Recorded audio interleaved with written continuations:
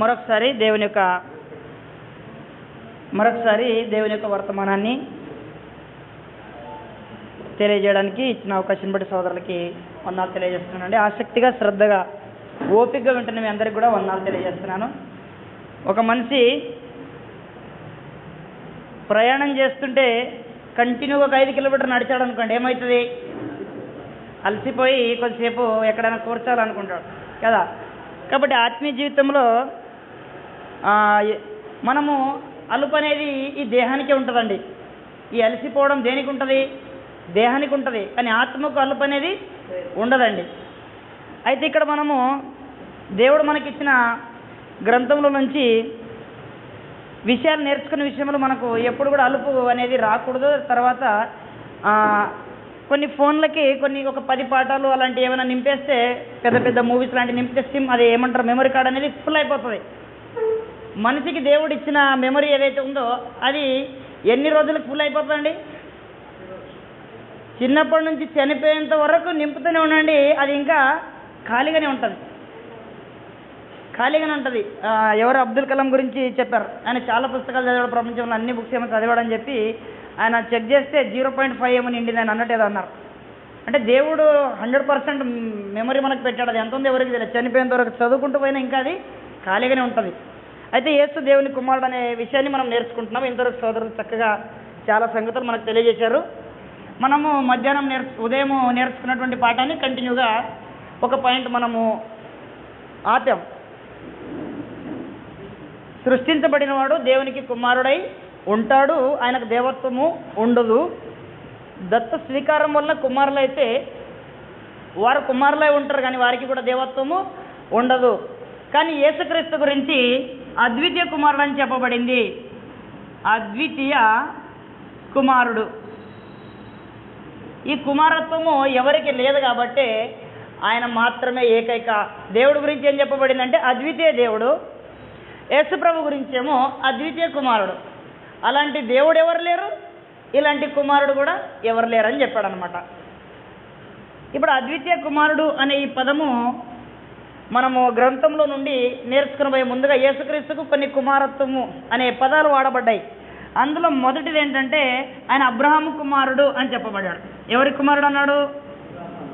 Abraham కుమారుడు. మొత్తం 1:1 ఉంటుంది. అబ్రహాం కుమారుడు అంటే దేవుడు అబ్రహాముకు వాగ్దానం చేశాడు, నీ సంతానం వలన భూలోకంలో వంశాలన్నీ ఆశీర్వదించబడతాయని అబ్రహాముకు అన్నాడు కదా. అలాగున యేసుక్రీస్తు వాగ్దాన సంతానం అనమాట. గలతీ పత్రికలో అంటాడు అనమాట 3:16. వాగ్దాన సంతానం ఎవరు? యేసుక్రీస్తు అనమాట. 1 అబ్రహాం కుమారుడు అంటే వాగ్దాన సంతానము. 2 యేసు ప్రభు దావీదు కుమారుడు అని చెప్పాడు. అది రోమా 1:5 అంటాడు, శరీరమును బట్టి యేసుక్రీస్తు దావీదు సంతానం గాను అన్నాడు. శరీరాన్ని బట్టి యేసు ప్రభు ఎవరు? దావీదు యొక్క లైన్లో నుండి, ఆ సంతానం నుండి వచ్చిన వాడని తెలియజేశాడు. 3వది ఆయన మరియ కుమారుడు అని చెప్పబడ్డాడండి. 3వది మరియ కుమారుడు. నిజంగా యేసు ప్రభు ఒక మనిషి ఇంతమంది కుమారుడుగా ఉండగలడా అంటే వాటికి ఒక అర్థం ఉన్నదన్నమాట. వాటి యొక్క కోణాల్లోనే వాటిని మనం చూడాలా. యేసు ప్రభుని కన్న తల్లి ఎవరండి భూమి మీద? శరీరాన్ని కన్న తల్లి మరి. అందుకు మరియ కుమారుడు అని పిలువబడ్డాడు. 4వది యేసు ప్రభు గురించి వడ్లవాని కుమారుడు లేక యోసేపు కుమారుడు అని చెప్పబడ్డాడు అనమాట. యోహాను సువార్త 1:45. ఇప్పుడు యేసు ప్రభు యోసేపు కుమారుడు అని దేవుడు చెప్పలేదండి, లోకంలో ఉన్నవారు చెప్పారు. లోకంలో ఉన్నవారు చెప్తే దాన్ని అలాగే దేవుడు రాయించాడు అనమాట. మరియ కుమారుడని మార్కో 6:3 ఉంటుంది. ఇప్పుడు 5వదిగా ఆయన మనుష్య కుమారుడు అని చెప్పబడ్డాడు. ఇవన్నీ జనరల్గా చెప్తున్నాను. మనుష్య కుమారుడు దానియేలు గ్రంథం 7:13 ఉంది. దర్శనంలో దానియేలు గారు మనుష్య కుమారుని పోలిన ఒకరిని చూశాడని. దాని కొత్త నిబంధనలు యేసు ప్రభు మనుష్య కుమారుడు అని చెప్పబడ్డాడు. తర్వాత 6వదిగా ఆయన పెండ్లి కుమారుడు అని పిలువబడ్డాడు. వధువు సంఘం కాబట్టి సంఘానికి యజమానుడుగా లేక భర్తగా యేసు ప్రభు పెండ్లి కుమారుడు అని చెప్పబడ్డాడు. వీటికి మనకు ఒక్కొక్క అర్థాలతో యేసు ప్రభు ఇలాగ పిలువబడ్డాడు. అయితే దేవుని కుమారుడు అనేది చివరిగా పిలువబడ్డాడు అనమాట. యేసు ప్రభు ఎవరంట? దేవుని కుమారుడు. యెహోవా ఎవరు అంటే తండ్రి, ఆయన దేవుడు. ఆయన ఏమై ఉన్నాడు?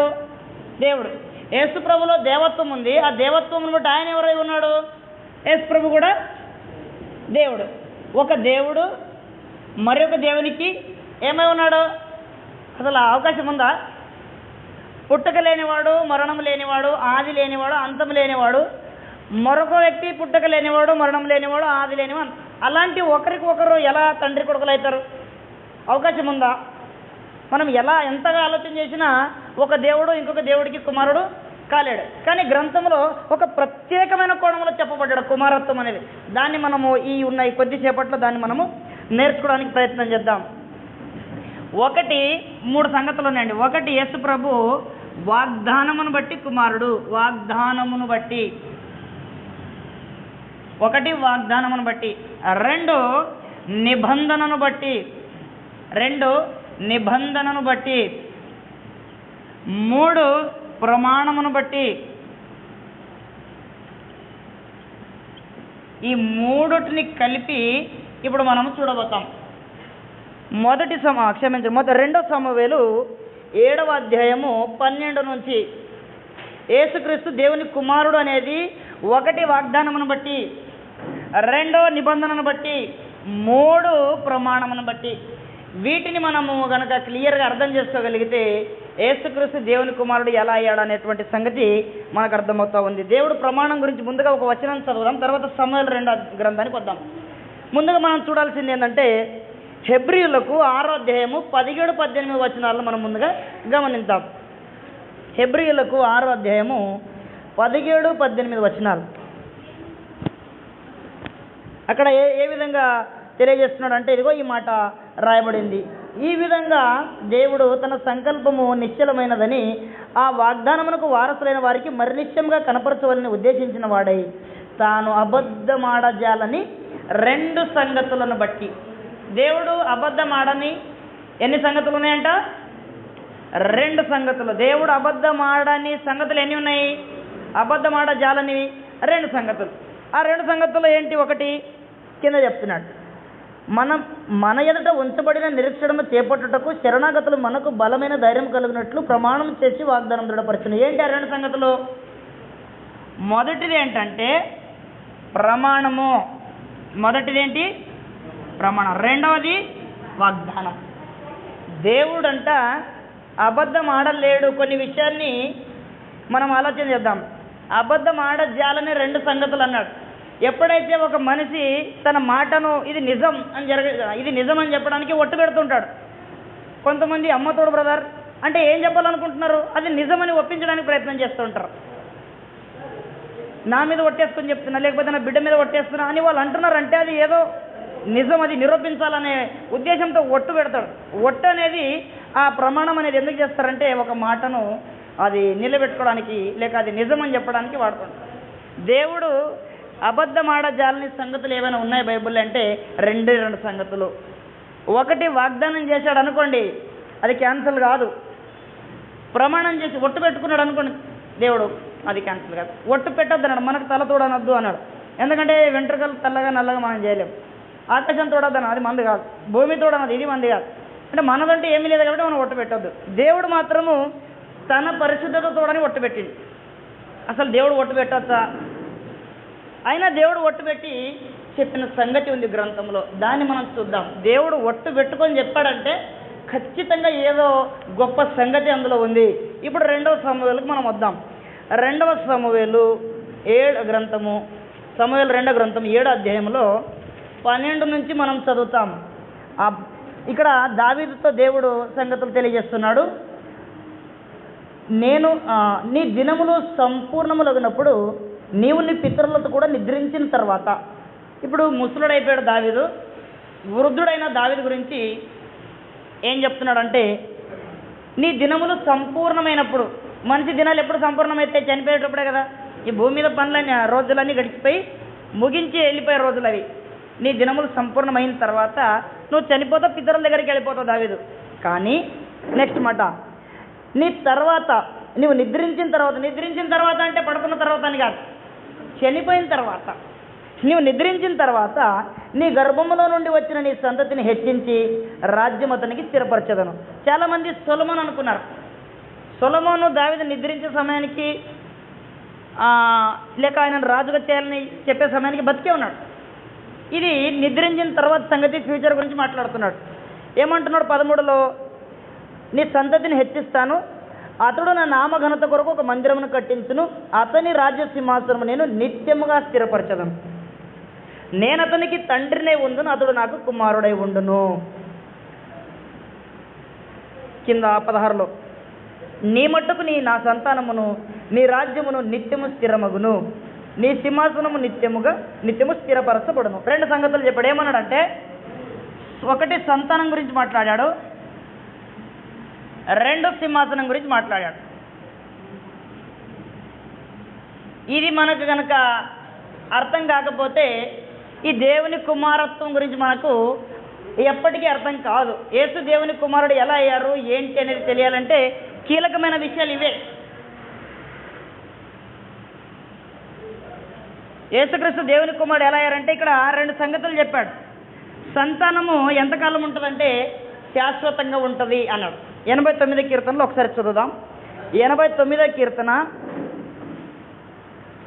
కీర్తనలు 89, 29.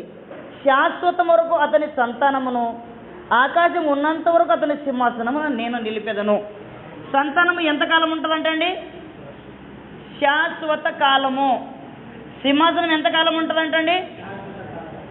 సింహాసనము నిరంతరం ఉంటుంది, అంటే అది కూడా శాశ్వతమే, నిరంతరం. ఈ 2 సంగతులు అక్కడ ఉన్నాయి చూడండి. ఆకాశం ఉన్నంత వరకు అన్నాడు, నిరంతరం అంటే ఆకాశం ఉన్నంత వరకు. సంతానం శాశ్వతంగా ఉంటుంది, సింహాసనం శాశ్వతంగా ఉంటుంది అన్నాడు. అసలు దావీదు సంతానంలో ఎవరైనా ఎక్కువ కాలం బ్రతికిన వాళ్ళు ఉన్నారా? 40 సంవత్సరాలకి సొలొమోను రాజ్య పరిపాలన అయిపోయింది, మళ్ళీ ఒక రాజు వచ్చాడు. దేవుడు దావీదుతో అంటున్నాడు, ఈ సింహాసనం ఏదైతే ఉందో పరిపాలించే సింహాసనము, దీనిపైన కూర్చునేవాడు శాశ్వతుడై ఉంటాడని చెప్పాడు దావీదుతో. దావీదు ఏమంటున్నాడు, దావీదు నువ్వు కూర్చొని దిగిపోయిన తర్వాత సింహాసనం ఏదైతే ఉందో ఆ సింహాసనము ఆకాశం ఉన్నంత వరకు ఉంటుంది, దాని మీద కూర్చున్న సంతానం ఎవరైతే ఉన్నారో ఆ సంతానము శాశ్వతంగా ఉంటుంది. ఈ 2 విషయాలు మీకు అర్థమైతే యేసుక్రీస్తు దేవుని కుమారుడు అనేది మీకు క్లియర్గా ఈజీగా అర్థమవుతుంది అనమాట. ఈ 2 విషయాలు ఇంకొకసారి చదువుతున్నా. 29వ వచనం, శాశ్వత కాలం వరకు అతని సంతానమును, ఆకాశం ఉన్నంత వరకు అతని సింహాసనమును నేను నిలిపెదను. ఎవరు అంటున్నారండి? దేవుడు.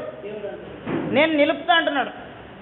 ఇప్పుడు మేము చెప్పగలం ఇలా, ఆకాశం ఉన్నంత వరకు ఇక్కడ ఉన్నటువంటి వ్యక్తిని నేను నిలుపుతానని మేము చెప్పగలమా? మేమే ఒక 100 సంవత్సరాలలోపు ఎప్పుడు చనిపోతాం తెలియదు, 5-10 సంవత్సరాలు చనిపోయేది తెలియదు, ఎప్పుడు చనిపోయేది తెలియదు. కానీ దేవుడు ఏమంటున్నాడు, శాశ్వత కాలం ఆ సంతానాన్ని నేను నిలబెడతా, ఆ సింహాసనం ఎప్పటిదాకా పెడతాను, సూర్యుడు ఉన్నంతకాలం పెడతా అని ఈ 2 విషయాలు ఎవరికి వాగ్దానం చేశాడండి?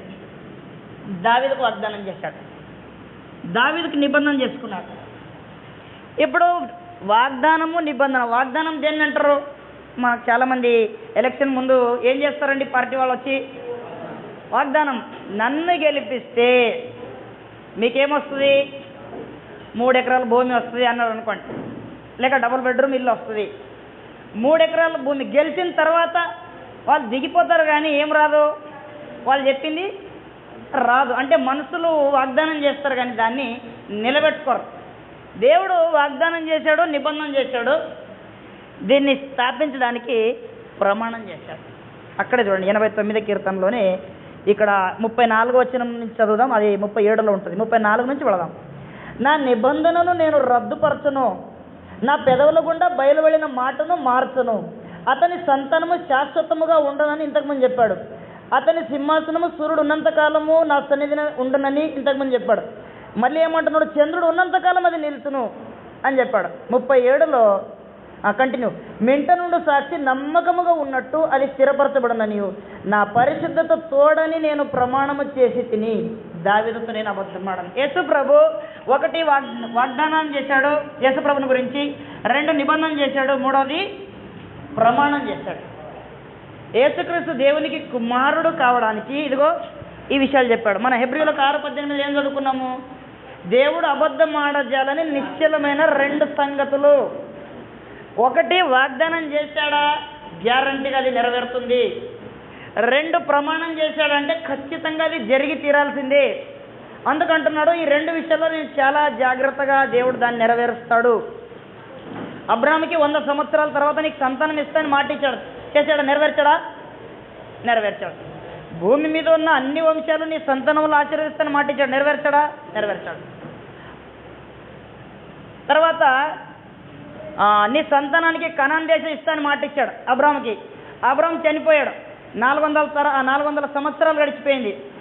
ఇప్పుడు అబ్రాహాము చనిపోయిన 4 తరాల తర్వాత దేవుడు ఉంటాడా లేదా? అబ్రాహాము పోతాడు, ఇస్సాకు పోతాడు, యాకోబు పోతాడు, ఇశ్రాయేలు సంతానం వస్తుంది, ఆయన మాత్రం దేవుడు ఉంటాడు. మనం ఆయనకు గుర్తు చేయాల్సిన అవసరం లేదు, ఆయనకి అది గుర్తుంటుంది. ఆయన ఒక్కసారి వాగ్దానం చేశాడు కానాన్ని ఇస్తా అన్నాడంటే దేవుడు ఖచ్చితంగా దాన్ని ఇస్తాడు అనమాట. మనకేం వాగ్దానం చేశాడు? దావీదుకేం వాగ్దానం చేశాడు? ఇక్కడ ఇదిగో వాగ్దానము నిబంధన ఏం చేశాడంటే సంతానము శాశ్వతంగా ఉంచుతాను. యేసుప్రభు దావీదు సంతానమే. ఆ కూర్చొని ఏలుబడితే సింహాసనము నిరంతరం ఉంచుతాను అంటే సూర్యుడు చంద్రుడు ఆకాశం ఉన్నంతకాలం ఉంటుంది అన్నాడు. ఇప్పుడు బయటికి వెళ్ళి చూస్తే బయట ఆకాశం ఉందా? ఆకాశం ఉంది అంటే ఏముంది అన్నట్టు? సింహాసనం ఉందని అర్థం. బయటికి వెళ్ళి చూసినప్పుడు ఆకాశం ఉంది అంటే యేసుప్రభు సింహాసనము ఉన్నట్టే. చంద్రుడు ఉన్నంతకాలము ఆ సింహాసనం ఉంటుందంటే ఇప్పుడు యేసుప్రభు సింహాసనం మీద ఉండి ఏలుతున్నట్టు లెక్క. ఇప్పుడు యేసుప్రభు ఈ సింహాసనం మీద కూర్చొని ఆయనే సంతానమై ఆయనే సింహాసనం మీకు ఏం చేస్తున్నాడు అనమాట? ఆ వాగ్దానాన్ని బట్టి నిబంధనను బట్టి దేవుడు నా పరిశుద్ధత తోడు దావీదుతో అబద్ధం ఆడను అని చెప్తాడే, ఆ పరిశుద్ధత ఒట్టు పెట్టుకున్నాడు తన పరిశుద్ధత పైన.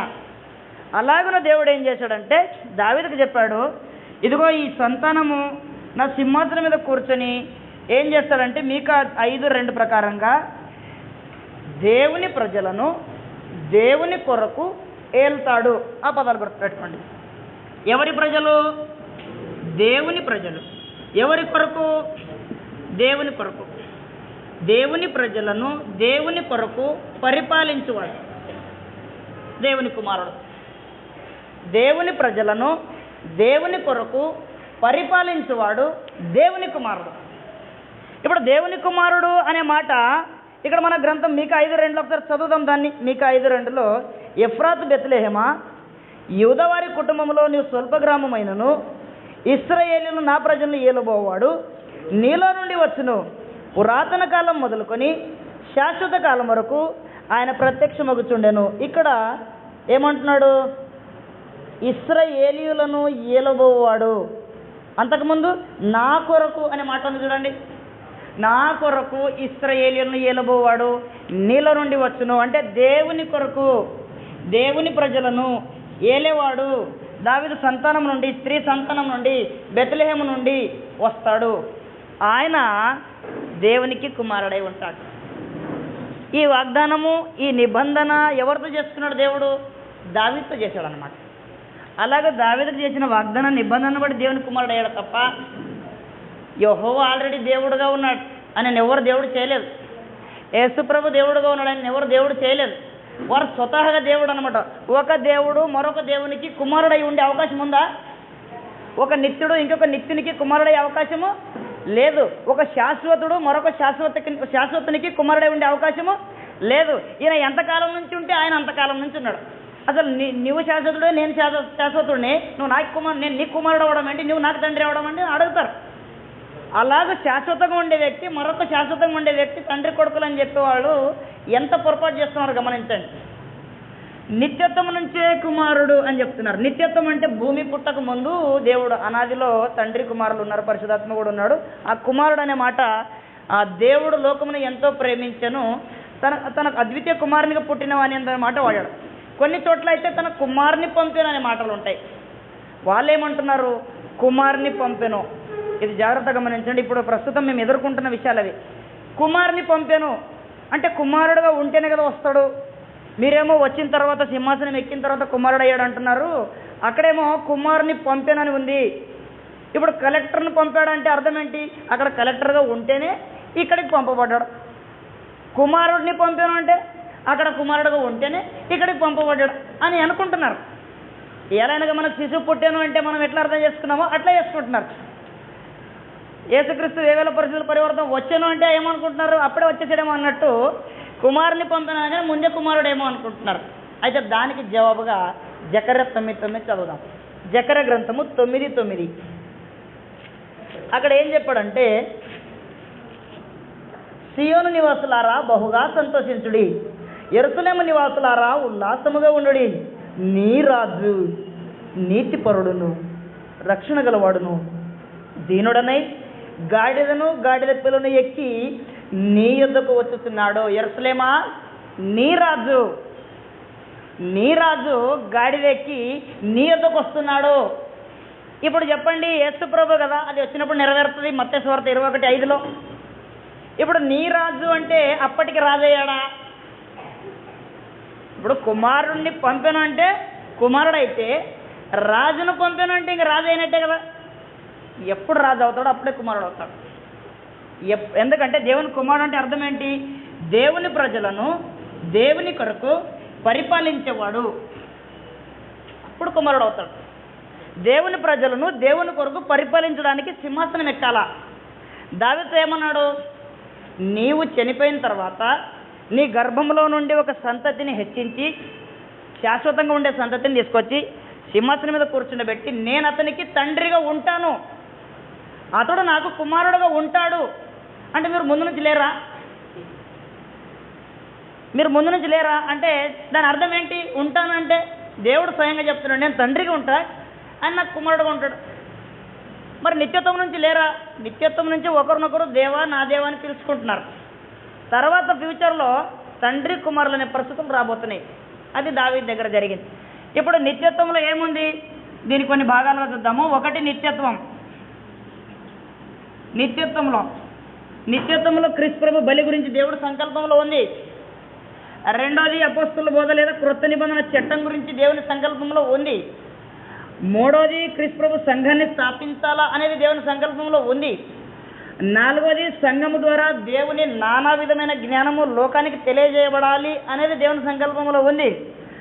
ఐదవది ఆ సువార్త, దేవుని యొక్క జ్ఞానం ప్రకటించబడేటప్పుడు ఆ సువార్త ద్వారా కుమారులు కుమార్తెలు రావాలి దేవుని సంఘములో అనేది దేవుని సంకల్పంలో ఉంది. 6 వచ్చినటువంటి వీరు పరిపూర్ణులు కావాలి అనేది దేవుని సంకల్పం. మరి ఇలాంటిది అనాదిలోనే ఏర్పాటు ఉంటే ఇందులో సంఘం ఉంది, చట్టం ఉంది. ఈ సంఘానికి రాజు యేసుప్రభువే కదా. అనాదిలోనే రాజు అనే దేవుడు ఆలోచనలో ఉన్నాడు కదా. ఇక్కడ రాజు అని సంకల్పంలో ఉన్నంత మాత్రం ఇక్కడ కుమారుడు కాడు. తర్వాత దావీదు దగ్గర ప్రవచనాల్లో మొదటిది నిత్యత్వంలో లేక సంకల్పంలో కుమారుడుగా ఉంటాడు, లేక రాజుగా ఉంటాడు, ఏలికగా ఉంటాడు సంకల్పంలో అనేది. రెండవది ప్రవచనాల్లో కుమారుడుగా చెప్పబడ్డాడు. ప్రవచనాల్లో చెప్పబడ్డాడు, నీ రాజు వస్తున్నాడంటే రాజు కాలేదు, నీవు రాజువా అని అడుగుతాడు పిలాతు. నేను రాజుని, ఏది సైన్యం ఏది? నువ్వు రాజువా అంటే నేను రాజుని, నీ సైన్యం ఏది? సైన్యం అప్పటికానికి కనబడతలేదు.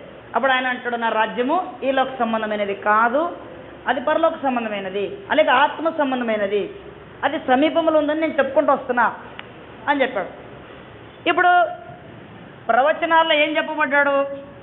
కుమారుడుగా చెప్పబడ్డాడు, లేక రాజుగా చెప్పబడ్డాడు, మెస్సియాగా చెప్పబడ్డాడు. తర్వాత దీన్ని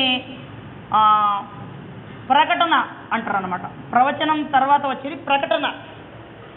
ప్రకటన దేన్ని అంటారంటే, సౌలు రాజుగా ఉన్నప్పుడే దావీదును అభిషేకం చేస్తారు. బైబిల్ మీకు అవగాహన ఉంది, నేను ఎక్కువ చూపించను, సమయం మనకు తక్కువ ఉంది కాబట్టి నేను స్పీడ్గా వెళ్ళడానికి ప్రయత్నం చేస్తే మీరు కూడా ఫాలో అవ్వండి. దావీదు అభిషేకం పొందే సమయానికి రాజు ఉన్నాడా లేదా సింహాసనం పైన? ఎవరున్నారు రాజు? సౌలు ఆల్రెడీ ఏలుతున్నాడు ఒకవైపు, దేవుడేమో సమూయేలును పంపించి దావీదు ఇంటికి వెళ్ళిపోయి ఆయన అభిషేకించమంటే ఈయనేమో హైటు పర్సనాలిటీ చూస్తున్నాడు, పై సంగతులు చూడకు అని చెప్పి చిన్నవాడైన వ్యక్తిని తీసుకొచ్చి అభిషేకం చేయమంటాడు. ఇప్పుడు ఆయన రాజుగా అభిషేకం పొందడా లేదా? ఈ దావీదు రాజుగా ప్రకటించబడుతున్నాడు కానీ రాజుగా ఇంకా నిరూపణలోకి రాలేదు.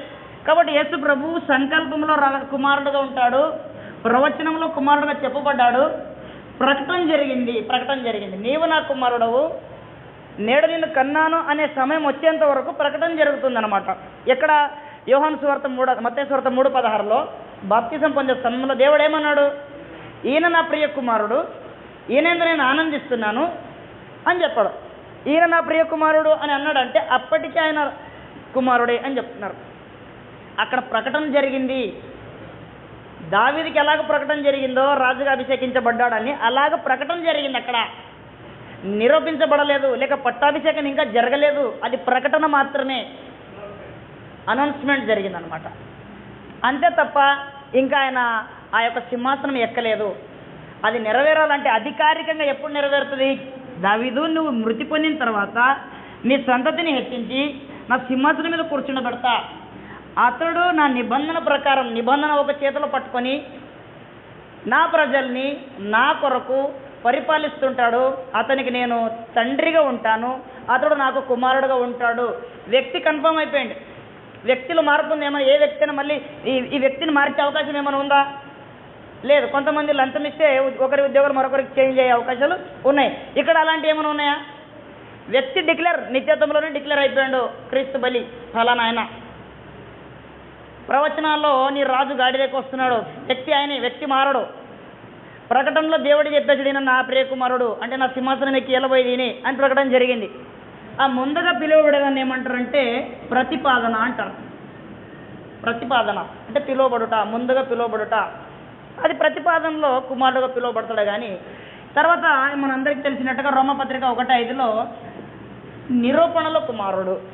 అది నిరూపణ, ఇంకా అభిషేకం జరగలేదు. నిరూపణలో కుమారుడు, అది రోమపత్రికలో మనం చూడొచ్చు. శరీరమును బట్టి దావీదు సంతానముగాను మృతులలో నుండి పునరుత్థానుడు అయినందున, ఇంకా సింహాసనం ఎక్కలేదు. గమనించండి, సింహాసనం ఎక్కలేదు ఇంకా. మృతులలో నుండి పునరుత్థానుడు అయినందున పరిశుద్ధమైన ఆత్మను బట్టి దేవుని కుమారుడుగా నిరూపించబడ్డాడు. ప్రభావంతో నిరూపణ జరిగింది. నిరూపణ జరిగింది ఎప్పుడు? పునరుత్థానుడు అయినందున. అదే కేవలం ఏం జరిగింది అక్కడ? నిరూపించబడ్డాడు. ఇది అర్థం కావడానికి కీర్తనలు 2 చదవాలి మొదటి నుంచి మనం ఖచ్చితంగా. కీర్తనలు 2 మొదటి నుంచి కొన్ని వచనాలు చదివితే, అన్యజనులు ఏలా అల్లరి రేపుతున్నారు, జనులు ఏల వ్యర్థమైన దాన్ని తలంచున్నవి. మనము వారి కట్లను తెంపదం రండి, వారి పాశ్యములు మన ఎదురు నుండి పారివేదము రండని భూరాజులు యెహోవాకును ఆయన అభిషేక్తుని విరోధంగా నిలబడుతున్నారు. ఇప్పుడు వారి కట్లు వారి పాశాలు తెంపదం అంటున్నారంట. ఎవరు? భూలోకంలో ఉండేవారు. వారి కట్లు వారి పాశాలు అంటే దేవుని పరిపాలన. ప్రజలు ఏమనుకుంటున్నారు? చాలా ఇరుగ్గా ఉంటుంది ఆయన పరిపాలనలో, స్వతంత్రం ఉండదు, హద్దులు ఉంటాయి. దేవుని పరిపాలనలో ఆయన చెప్పినట్టు నడవాలా, మాకు నచ్చినట్టు నడవాలా, ఆయన చెప్పినట్టు నడవాలా. అది వాళ్ళకి ఇరుకుగా ఉంది, కట్టేసినట్టు ఉంది. కాబట్టి ఈ దేవుని పరిపాలన మాకు వద్దు, ఆయన కట్లు తెంపుకోవాలి మనం. అది చాలా దాన్ని ఎట్లా ఆలోచిస్తున్నారంటే, వారి పాశాల నుంచి మనం బయటకు రావాలా, అది బంధించబడ్డట్టు ఉంటుంది, మనకు స్వతంత్రం ఉండదు అని చెప్పి భూరాజులు వాళ్ళంతా ఏకీభవించి సొంతంగా ఆలోచన చేస్తున్నారు. కాబట్టి ఇక్కడ యేసుప్రభుని మొత్తానికి ఆయనకు లోబడద్దు, ఎవరు ఆయన మాటకు లోబడద్దు, దేవుని మాటకు లోబడద్దు, ఎట్టి పరిస్థితులు ఆయన విశ్వసించద్దు అనే రూపంలోనే యేసుప్రభును అందరూ తృణీకరించి సిలువేసి చంపేసేశారు. సంతోషపడ్డారు, భూరాజులు గెలిచారు అనుకున్నారు. మొత్తానికి దేవుని కట్లు మన మీద ఉండకుండా తెగిపోయినాయి, ఇంకా మనకు రాజయ్యే పరిస్థితి లేదనుకున్నారు. అయితే దేవుడు ఏం చేశాడు? మీరు చంపేసినంత మాత్రాన ఆయన రాజు కాకుండా పోతాడా? పునరుత్థానంతో లేపి నిరూపించేశాడు. మీరు చంపారే, ఆయనను ఇప్పుడు కుమారుడుగా చేసుకుంటున్నాను నేను అని చెప్పి చనిపోయిన వ్యక్తిని లేపి తీసుకొచ్చి సింహాసనం మీద కూర్చుండబెట్టాడు అనమాట. అక్కడ కింది వచనం చూడండి. అప్పుడు వాళ్ళేమో భూరాజులు యెహోవాకును ఆయన అభిషేక్తుని విరోధంగా నిలబడుతున్నారు, ఏలికలు ఏకీభవించి ఆలోచన చేస్తున్నారు. 4వ వచనం, ఆకాశమందు ఆసీనుడైన వాడు నవ్వుతున్నాడు. దేవుడు నవ్వుతున్నాడు అనమాట. తర్వాత 6వ వచనం, నేను నా పరిశుద్ధ పర్వతమైన సియోను మీద నా రాజును ఆశ్చర్యునిగా చేసి ఉన్నాను. వాళ్ళేమో చంపేసేసి ఆయన కట్లు తెంపుకోవాలా, దేవుని పరిపాలన మాకు వద్దన్నట్టు తృణీకరిస్తుంటే, దేవుడేమో చంపేసినటువంటి ఆ వ్యక్తుల యొక్క వాళ్ళు చంపేసిన తర్వాత ఆ వ్యక్తుల యొక్క ఆలోచనలు ఎలా ఉంటే మేము గెలిచామన్నట్టున్నాయి. అపవాది ఆలోచనలు, ఆ యొక్క రాజుల ఆలోచనలు అని దేవుడు అతన్ని లేపి తీసుకొచ్చి సింహాసనం మీద కూర్చొనిపెట్టాడు. పునరుత్థానంతో కుమారుడుగా దేవుడు ఏం చేశాడంటే సింహాసనం ఎక్కించాడు. ఎక్కించి ఏమంటున్నాడు కింద, నేను నా పరిశుద్ధ పర్వతమైన సియోను మీద నా రాజుని ఆశీనుగా చేసి ఉన్నాను, కట్టడలు నేను వివరించేదను, యెహోవా నాకిలాగా సెలవిచ్చాను. నీవు నా కుమారుడవు, నేడు నిన్ను కని ఉన్నాను. చూడండి, మామూలుగా లోకంలో ఒక బిడ్డ పుడితే ఎంత ఉంటాడండి? చిన్న, అంటే ఆయనకి ఎత్తుకోవాలా, ఒక ఇద్దరైనా సాయానికి కావాలా. కన్న తల్లి అయితే ఎత్తుకోలేదు, పక్కన ఉన్న తీసుకెళ్ళి ఆ పాపను తీసుకెళ్ళి ఎక్కడో కూర్చోబెట్టడం జరుగుతాయి. కన్నప్పుడు ఆ బిడ్డ మాట్లాడగలుగుతుందా? పుట్టిన బిడ్డ, నేడు పుట్టిన బిడ్డ ఇక్కడ బిడ్డ కాదు, శిశువు కాదు, బాలుడు కాదు, పక్కన కూర్చుండబెట్టి ముఖాముఖిగా మాట్లాడుతున్నాడు. నీవు నా కుమారుడవు, నేడు నిన్ను కన్నా. ఇప్పుడు కన్నావా నన్ను? నేను చిన్నపిల్లోడినా? కాదు, నువ్వు ఇప్పుడు కన్నావా. కనే సమయానికి బిడ్డ ఎంత ఉండాలి? చిన్న పిల్లోడుగా ఉండాలి. మరి నిత్యత్వంలో పుట్టలేదా? నిత్యత్వంలో పుట్టాలి. నేడు కదా పుట్టింది. నీవు నా కుమారుడవు, నేడు నేను కన్నానని అంటున్నాడు. అంటే అర్థం ఏంటి?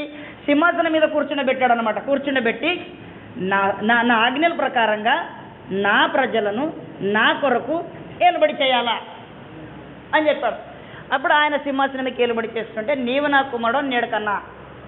నేడు కన్నా అని దేవుడు అంటే ఆనాడే పుట్టాడని చెప్పడము దేవుని సంకల్పానికి విరోధంగా ఆలోచించడమే అవుతుంది. హెబ్రీయులకు 1వ అధ్యాయంలో దాన్ని మనం చూడవచ్చు. హెబ్రీయులకు 1వ అధ్యాయము మనకి 2వ వచనం నుండి మనం చదివితే, ఈ దినముల అంతముందు తన కుమారుని ద్వారా మనతో మాట్లాడానన్న తర్వాత కింద ఆ కుమారుని సమస్తమునకు వారసునిగా నియమించెను.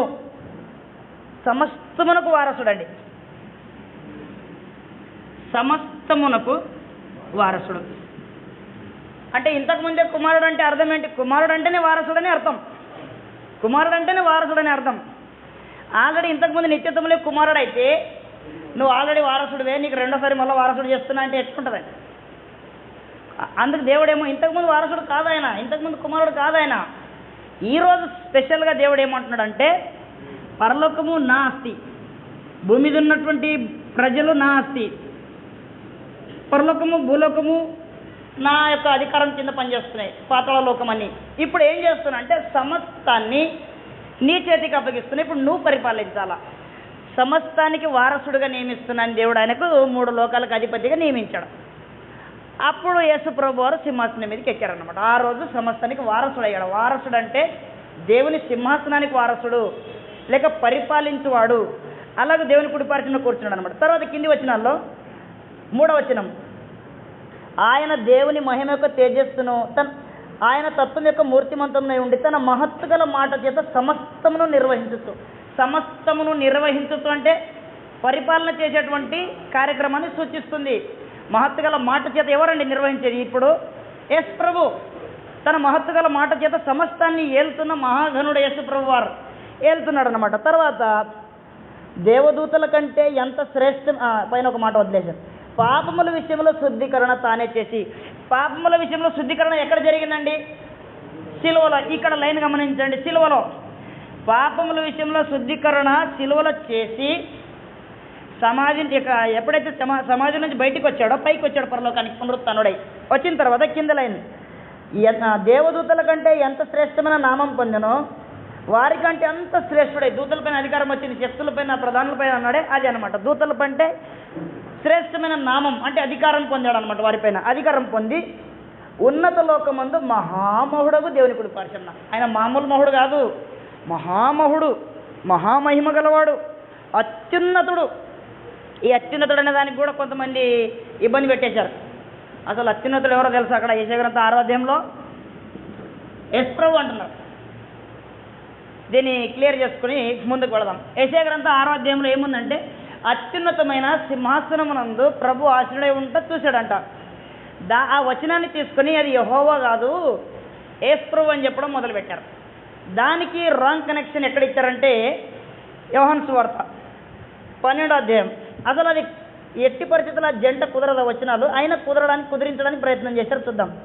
12వ అధ్యాయం 40 వచనం నుండి 38 నుండి, ప్రభువా మా వర్తమానం నమ్మినవాడేవాడు. 38, ప్రభు యొక్క బాహువు ఎవనికి బయలుపరచబడిన అని ప్రవక్తని యెషయా చెప్పిన వాక్యం నెరవేరినట్లు ఇది జరిగను. ఇందుచేత వారు నమ్మలేకపోయారు. ఏలైనగా వారు కన్నులతో చూసి, ఇది 6వ అధ్యాయం అండి, యెషయా గ్రంథం 6వ అధ్యాయం ఇక్కడ కోట్ చేశాడు. వారు కన్నులతో చూసి హృదయంతో గ్రహించి మనస్సు మార్చుకొని నా వలన స్వస్థత పొందుకుంటున్నట్లు ఆయన వారి కన్నులకు అంధత్వం కలగజేసి వారి హృదయం కఠినపరిచినని యెషయా మరొక చోట చెప్పాను. యెషయా ఆయన మహిమను చూచినందున ఆయనను గురించి ఈ మాటలు చెప్పాను.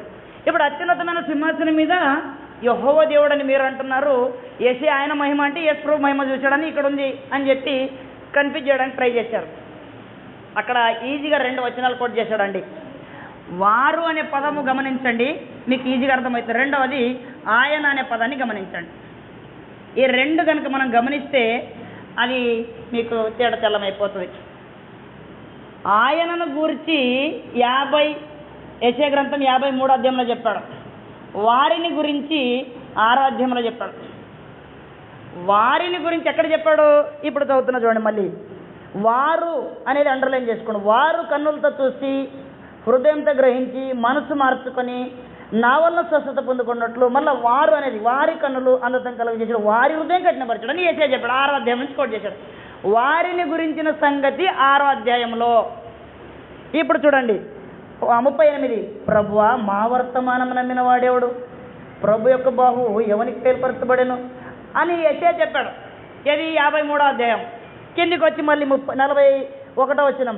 యెషయా ఆయన మహిమను చూసినందున ఆయనను గురించి ఈ మాట, ఆయనను గురించి చెప్పిందేమో 53వ అధ్యాయము, వారిని గురించి చెప్పిందేమో 6వ అధ్యాయము.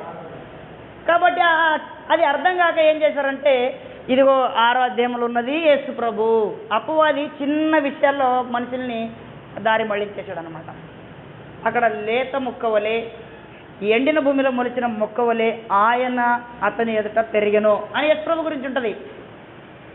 అతని నలుగగొట్టుట యెహోవాకు ఇష్టమాయను అంటే ఆయనే అతనికి వ్యాధి కలగజేసెను అని చెప్పాడు. యెహోవా ఉద్దేశములు అతని వలన నెరవేర్చబడతాయి. అప్పుడు యేసు ప్రభు యొక్క మహిమ ఎండిన భూమిలో, అసలు ఎండిన భూమిలో ఇసుక తప్ప ఇంకేమైనా ఉంటుంది? ఎడారిలో ఇసుక.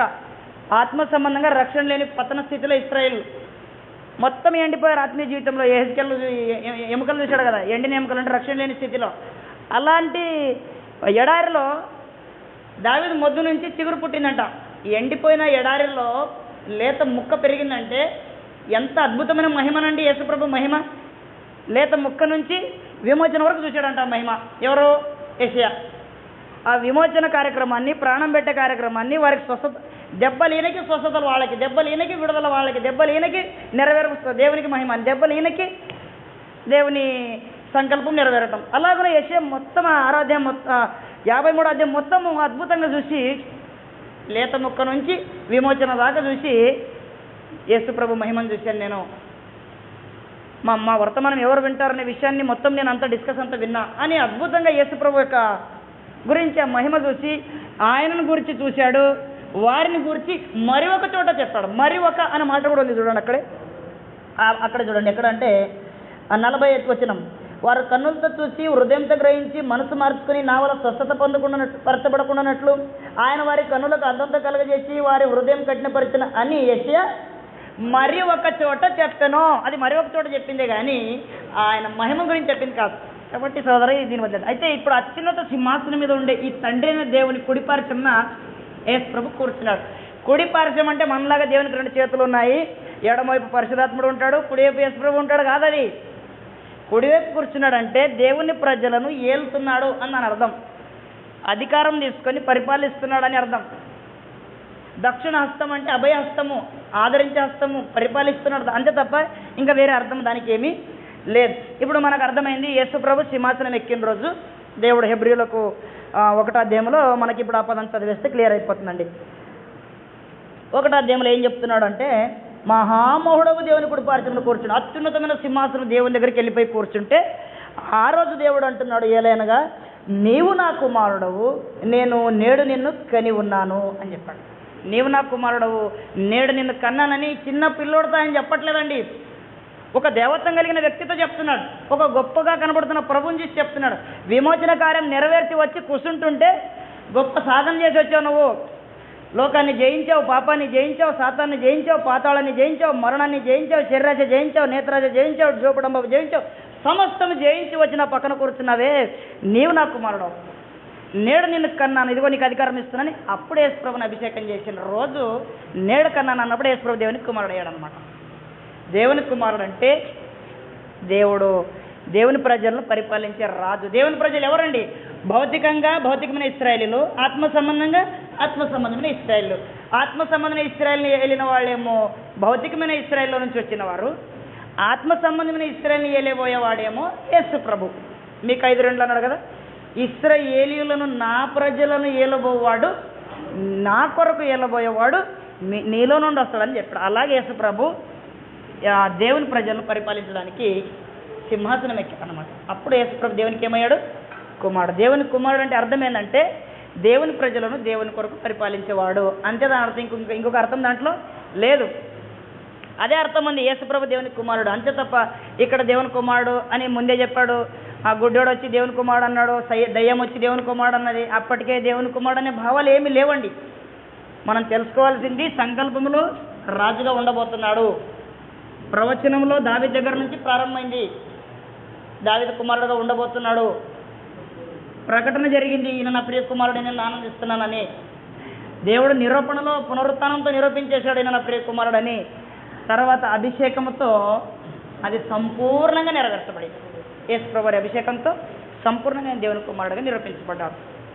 ఇలాగనే యేసుప్రభు దేవుని కుమారుడయ్యాడు. అపోస్తుల కార్యము 3:26 అపోస్తుల కార్యములు 3:26 దేవుడు తన సేవకుని పుట్టించి, 26లో ఏమన్నాడు? దేవుడు తన సేవకుని పుట్టించి, పుట్టినట్లు ఏమిచ్చాడండి? లేపి. దేవుడు తన కుమారుని పుట్టించి అంటే లేపి అని అర్థం. యేసుప్రభుని దేవుడు లేపడంతో కుమారుడుగా నిరూపించాడు, పట్టాభిషేకం చేయడంతో సమస్తానికి వారసుడిగా నియమించాడు. అలా యేసు దేవుని కుమారుడు అయ్యాడు తప్ప మరి ఒక కోణంలో దేవుని కుమారుడు అయ్యే అవకాశం లేదు. ఇంకా 2 విషయాలు ఉన్నాయి, చెప్పి ముగించేస్తాను బ్రదర్. ఇప్పుడు మరి కొన్ని విషయాలు ఏం చెప్పారంటే కొంతమంది అద్వితీయ కుమారుడికి ఒక నిర్వచనం ఇచ్చారు. అద్వితీయ కుమారుడు, జ్యేష్ఠ కుమారుడు. దీనికి ఒక ఉదాహరణ చెప్పారు. ఏం చెప్పారంటే ఒక తండ్రికి ఒక కొడుకు పుట్టాడంట. అప్పుడు ఒక ఫంక్షన్కి వెళ్తే ఈయన ఎవరండి అంటే నా అద్వితీయ కుమారుడు అండి అన్నాడంట. అంటే ఒక్కడే కుమారుడిని అద్వితీయ కుమారుడు అనవచ్చు. అయితే కొంతకాలం తర్వాత 1 సంవత్సరానికో 2 సంవత్సరాలకో ఇంకొక కొడుకు పుట్టాడంట. అప్పుడు ఈయన నా ప్రథమ కుమారుడు అండి, లేక ఈయన నా జ్యేష్ఠ కుమారుడు అండి, ఈయన నా రెండో కుమారుడు అండి అని పదం వచ్చింది. జ్యేష్ఠుడు ఎప్పుడయ్యాడంటే సంఘం వచ్చిన తర్వాత చాలామంది పిల్లలు వచ్చారు కాబట్టి యేసుప్రభు జ్యేష్ఠుడయ్యాడు. ఆ పిల్లల్లో చాలామంది అందరూ దేవునికి పిల్లలే, యేసుప్రభు అందులో జ్యేష్ఠుడుగా ఉంటాడు. ఈ అద్వితీయుడు అనేది క్యాన్సిల్ అయిపోతుంది అన్నారు. అద్వితీయుడు క్యాన్సిల్ ఎందుకు అవుతుంది? యేసుప్రభు సంకల్పంలో, ప్రవచనాల్లో, ప్రకటనలో, ప్రతిపాదనలో, నిరూపణలో ఇలాంటి లైన్లో ఎవరన్నా కుమారులు ఉన్నారా? ఇలాంటి లైన్లో ఇంకొక కుమారుడు లేడని చెప్పడానికి అద్వితీయ కుమారుడు అన్నాడు. దేవుడు అద్వితీయుడు అంటే దానికి తిరుగులేదు, యేసుప్రభు అద్వితీయుడు అంటే తిరుగులేదు. ఇవి మార్చబడేటి కావు, ఇవి నిరంతరం యేసుప్రభు అద్వితీయుడే. సంఘములో జ్యేష్ఠుడుగా ఉంటాడు. ఇది సంఘములో పరిస్థితి. ఇది ప్రధానమైన వాడు జ్యేష్ఠుడు అంటే సంఘంలో దేవుడు అతన్ని మొదటి స్థానంలో పెట్టి. ఇప్పుడు అద్వితీయ కుమారుడు అనేది ఏమైనా క్యాన్సిల్ అయ్యే అవకాశం ఉందా? లేదన్నమాట. ఇది నిరంతరం అది ఆయన సొంతం. కాబట్టి ఇంతవరకు ఓపికగా, ఆసక్తిగా, శ్రద్ధగా విన్నారు బ్రదరు. నేను చెప్పాల్సింది చెప్పాను. యేసు దేవుని కుమారుడు అంటే పుట్టినవాడు కాదాయన, ఇలాగ దేవుని కుమారుడు ఉన్నాడు. శ్రద్ధగా విన్నందుకు అందరికీ వందనాలు తెలియజేస్తున్నాను.